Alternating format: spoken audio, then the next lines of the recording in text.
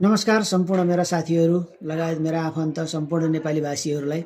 मैले एउटा श्रीमतीजीले कपालमा कलर लगाइदिँदै गर्दा यो उमेरलाई कसरी ढाँटेर ढाँटिन्छ र भन्ने टाइपको एउटा परिकल्पना गरेर मैले एउटा शब्द लेखेको छु उतिखेरै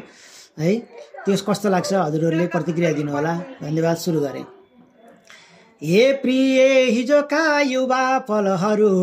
साटेर साटिन्छ र हे प्रिय हिजोका युवा पलहरू साटेर साटिन्छ र कालो पोती ललाटमा उमेर यो ढाँटेर ढाँटिन्छ र कालो पोती ललाटमा उमेर यो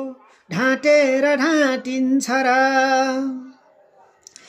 आँखा चार भए तालु झरी गए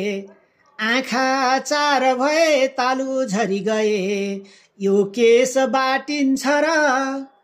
आँखा चार भए तालु झरी गए यो केस बाटिन्छ र कालो पोती ललाटमा उमेर यो ढाँटेर ढाँटिन्छ र कालो पोती ललाटमा उमेर यो ढाँटेर ढाँटिन्छ र जय होस् साधुवाद प्रतिक्रिया दिन नबिर्सिनु होला मेरा टिकटक भिडियोहरू युट्युबहरू सबै ठाउँमा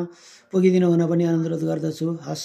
जय होस् शुभ होस् हजुरहरूको सर्वे भवन्तु सुखिना सर्वे सन्तु निरामय